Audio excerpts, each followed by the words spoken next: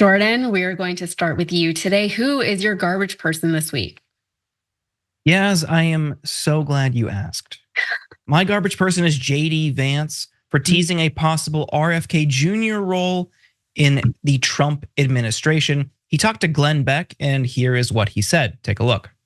I think RFK really could do a lot for us on questions of, we had 8,000 veterans, I believe, maybe more, that we kicked out of the military because they refused to take a vaccine.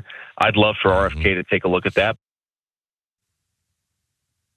Now, the Pentagon under the Biden-Harris administration mandated COVID-19 vaccinations for all service members in 2021. Roughly 17,000 service members in the US military refused the vaccines, according to the Military Times. At least 8,339 service members were unceremoniously thrown out. Approximately 70% of those ousted for their refusal to take the novel mRNA vaccine reportedly received general discharges. Now, RFK Jr. is expected to drop out of the race today. You can see that reporting here. Kennedy withdraws from presidential contest in Arizona.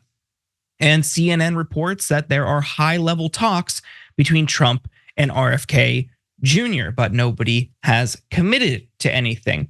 Now, it's assumed he might endorse Trump, who also has an event in Arizona today. But one thing on the vaccines, and I'm curious what you think. Yes, it seems just kind of like these people who were in the military and refused the vaccine were misled, bought into misinformation on social media or by the right wing, and also seem to have forgotten that to get into the military to begin with, you need about a dozen or more vaccinations. So yes. That I've never understood the anti-vax sentiment for COVID in the military, where you're just getting shot after shot after shot before you get in. A storm is tearing up the digital media industry. Only our audience can save us in these difficult times. Help us reach our goal of 100,000 new members at tyt.com/team. I also was wondering about that. My brother's in the military, and I even it's weird because so many things require vaccination. You can't go to public school without getting your shots. You can't travel abroad without getting your shots. You can't join the military without getting your shots. The line that they try to sell with this particular vaccine was that it was untested. They ran it through testing, and it was unvetted. Nobody had ever heard of anything like this before. The mRNA thing, nobody even knows what that is. But no, people do know what it is. The scientists know what it is. The doctors who developed it, they know what it is, and they know how it works. And it was a remarkable moment in scientific technology and advancement for not just the American people, but for the world. And there was so much politicization around it that instead of celebrating it, it became this very, very fearful thing. And now somebody like RFK Jr., who made a political career, not just off of his name, but specifically off of being an anti-vaxxer, now he's potentially going to get a cabinet position in the Trump White House if Trump ever makes it back to the White House. So it's very interesting how we got to this point. That's what I'll say on that. Yeah. RFK is just a lunatic. Cenk and I have talked a lot about him on the show. I really don't like RFK. Cenk seems pretty warm to some of RFK's platform while recognizing some of the more obvious pitfalls. We talked about it in the last story. There's a good couple percent in Texas who say they support RFK. Who knows where they will go? If he drops out, it could be that goes to Trump and expands Trump's margins in a state like Texas.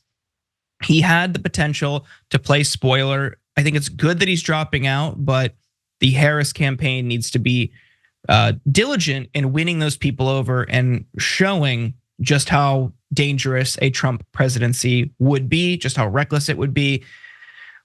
But when you're dealing with a base like that, I don't know how easy of a task that's going to be. Yeah, and I think the other thing with RFK Jr. is that this whole thing, his entire campaign was disingenuous from the beginning. And I think he appealed to a very specific group of people who were disillusioned with both parties. A lot of people are disillusioned with both parties. I think that's a normal thing for most people to be feeling.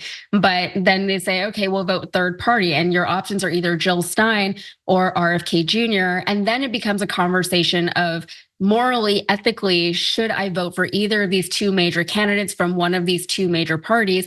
Or should I, for the sake of my own conscience, vote third party, but then also politically, strategically, does that make sense to do? So that's kind of the balance there. But the thing with RFK Jr., different from Jill Stein, I'll say, is that we all knew what this was about from the beginning, right? He was portraying himself as this third party candidate, but a lot of his ideologies were Republican leaning, were right leaning. And we all knew that eventually he was going to try to grift this into something. And that's what we're seeing now. There were rumors that he was seeking a position in the Harris administration. And there were rumors that he was seeking a position with the Trump administration. And now I guess we're going to find out what is actually going to come of the RFK Jr. campaign. And we'll have an end to this saga.